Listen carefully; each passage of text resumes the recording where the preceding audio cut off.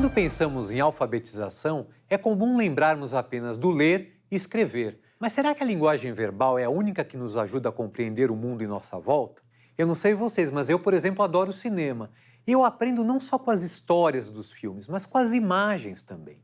E essa relação da gente com as imagens fez com que muitos educadores, desde a década de 80, pesquisem uma alfabetização para as imagens.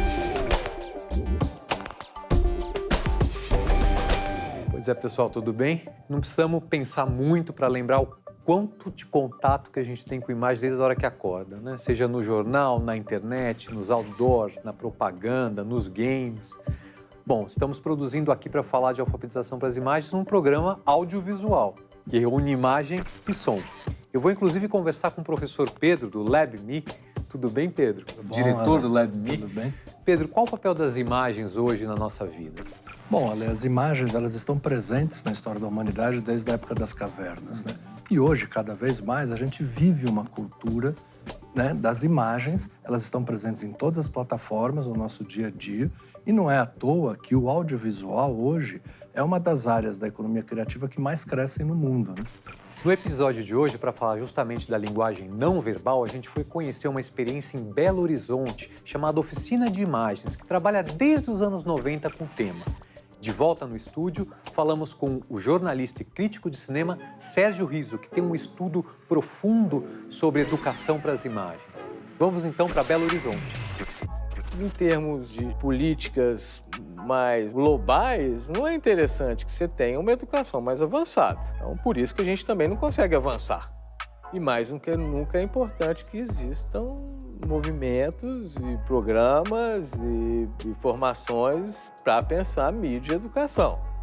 Insistir, avançar e trabalhar de forma colaborativa para ampliar essa discussão de educação para a mídia. Bom, eu comecei aqui em Belo Horizonte, né? Então, uma parte inicial aí da primeiro ano, essa parte de alfabetização, estudei numa escola pública.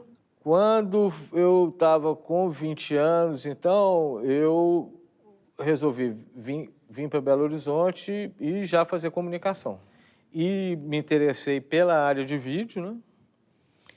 Que era a época também que foi o advento das câmeras camcorders, né? Ou seja, que foi uma revolução tecnológica ali naquele momento, né? De ampliar o acesso a tecnologia aí de audiovisual. E depois dessa época eu entrei para Rede Minas de TV. E aí foi quando, então, eu resolvi, de fato, experimentar, realizar oficinas com crianças, colocando a câmera na mão delas e tal. E aí isso é que fez surgir, então, a oficina de imagens depois.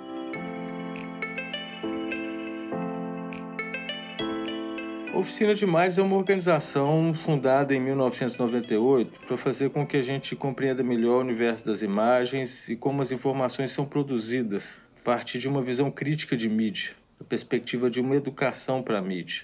E além de realizar projetos formativos através de cursos e oficinas como essa que a gente vai fazer hoje, a gente também é uma produtora de conteúdo. Produz documentários, campanhas educativas e de mobilização social que buscam traduzir para a população, principalmente adolescentes e jovens, o que são direitos humanos. Imagem é tudo aquilo que eu vejo, tudo que passa por mim, é tudo que eu consigo captar, é tudo que eu consigo observar. A juventude hoje é do audiovisual. Então, acho que trabalhar a educação fazendo esse link com imagem e tal, acho que vem agregar. A luz, ela entra por um orifício, tem uma lente e forma uma imagem nessa tela que está aqui dentro. No dia de hoje, nós fizemos um objeto chamado Lambi Lambi. A gente começou pegando uma caixa de papelão normal, que vocês encontram em supermercado. Nós começamos fechando essa parte aqui de baixo, para prevenir da luz entrar. Nós pregamos aqui esse saco plástico preto em toda a parte inferior da caixa. Esse plástico serve para não deixar a luz entrar quando você estiver olhando. No final, nós fizemos um furo na caixa para encaixar a lente.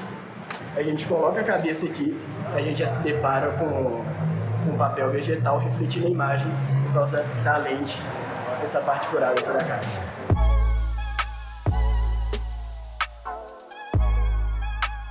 todo esse retrocesso político, né, que a gente tem vivido, né, organizações como a Oficina de Imagens são importantes existirem, né? Organizações que tratam dessa temática e dessa relação.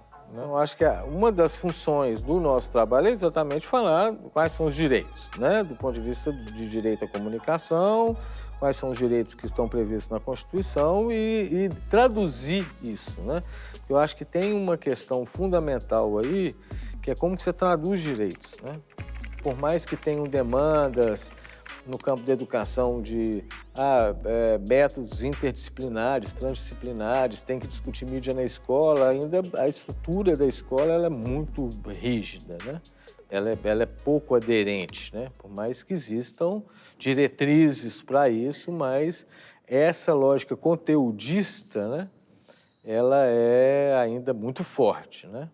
Pensar como que você poderia ter uma produção regional, localizada, aproximada do repertório da cultura local, que falasse de temas sociais, né? E de um jeito interessante, que fosse interessante para as pessoas e que fosse exibido em praça pública, e pensar uma comunicação que ela tivesse essa dimensão, vamos dizer, pedagógica. Então, isso é que está me animando, né? É sempre o campo da experimentação, né? Então, é esse tipo de experiência que está me motivando mais, que eu estou mais interessado.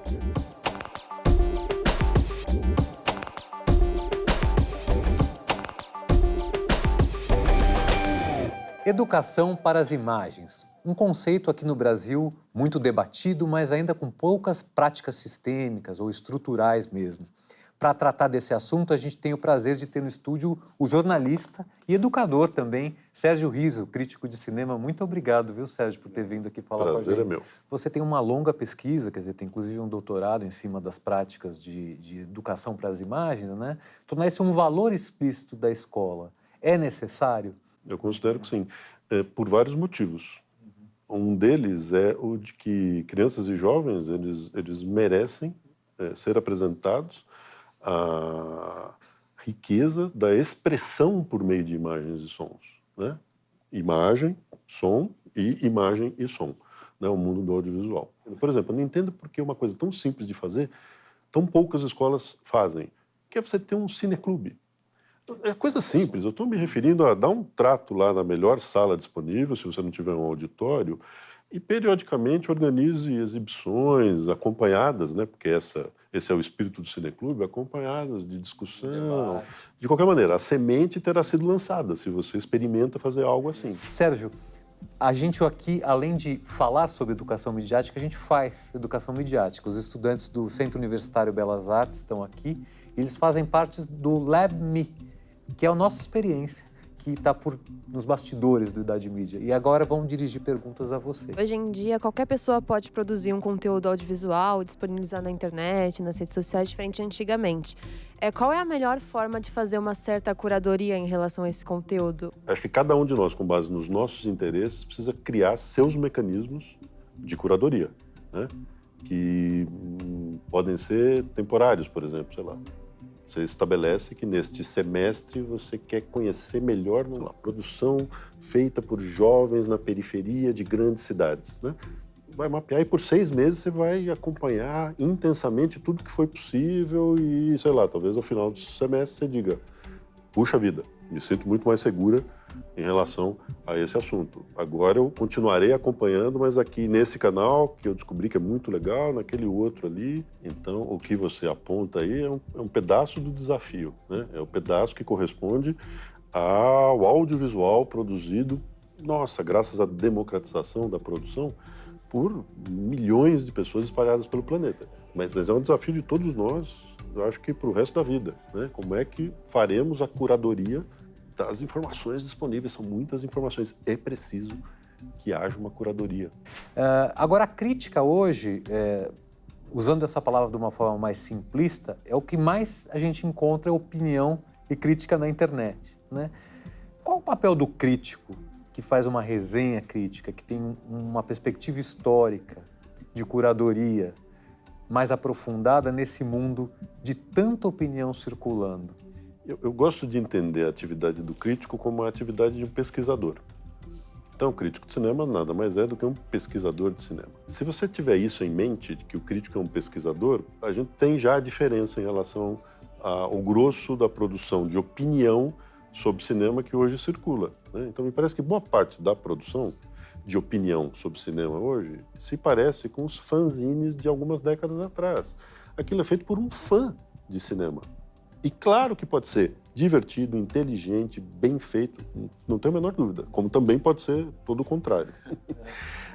Mas o fato é que a perspectiva é a perspectiva de um fã, que tem uma ligação, às vezes, muito visceral com aquilo, de amor ou de ódio. Você acredita que com esse fenômeno que está acontecendo recentemente, do fechamento dos cinemas de rua no Brasil, essas experiências, elas tendem a diminuir ou até mesmo deixar de existir? Sem a menor dúvida, né? Quer dizer, o número de municípios brasileiros hoje sem salas de cinema já transforma isso que você imaginou como algo muito positivo em algo inalcançável, né? O sujeito teria que sair da cidade dele e ir para uma outra em que há sala de cinema para fazer isso. Mesmo nas grandes cidades, como São Paulo e Rio de Janeiro, o circuito, em relação a décadas atrás, ele encolheu, né? E o perfil das salas de cinema mudou muito. Hoje, basicamente, o que a gente tem nas grandes cidades são multiplexes, né? Complexos de salas dentro de shopping centers. Isso, por natureza, já cria um recorte social. Quem é que pode ir àquela sala? Então, talvez seja o caso só de modificar ligeiramente o hábito, né? Então, se não dá para todo sábado à tarde ir ao cinema, a uma sala de cinema, né? Com seu filho ou com seus filhos, a pessoa, todo sábado à tarde, instituir no calendário da família a sessão de cinema. Eu acho que um exemplo muito claro disso foi o grande número de reclamação no último Enem, que o tema da redação era ligado ao cinema e muitos jovens reclamaram da falta de embasamento para escrever sobre, da falta de preparação para falar sobre o assunto.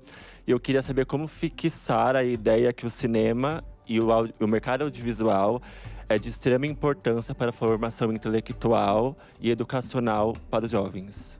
Eu, particularmente, fiquei muito feliz com a pergunta do Enem, por achar importante que aquele assunto fosse colocado numa prova como essa, e também por uma razão pessoal, que é o fato de eu, numa escola, dar aula para alunos de ensino médio, e ali na semana seguinte, 2 ou 3 deles iam falar: professor, você não sabe o que eu citei na redação. O que você citou na redação? Eu citei 5 vezes favela, agora por nós mesmos. Eu citei o Bauman, eu citei, não sei, tudo gente que nós tínhamos discutido na aula, né? O tema podia ser outro, e mesmo assim a construção de um repertório cinematográfico teria ajudado, qual fosse o tema, me parece, né? O grande problema talvez seja esse que você levantou. Não é que a gente não tem uma política de inclusão mais efetiva do audiovisual no sistema educacional. Talvez o grande problema é que não temos uma política de audiovisual. O audiovisual é um setor da economia que gera empregos, gera divisas. Se você não enxerga isso, você é muito obtuso, né? Você está muito deslocado, né, do ecossistema econômico global. Então, acho importante lembrar disso também, né, para que não fique uma defesa do audiovisual só do ponto de vista cultural, só do ponto de vista da formação de todos nós para a expressão e a leitura crítica das imagens. Não, é dinheiro, é grana, cria empregos, põe comida na boca de famílias.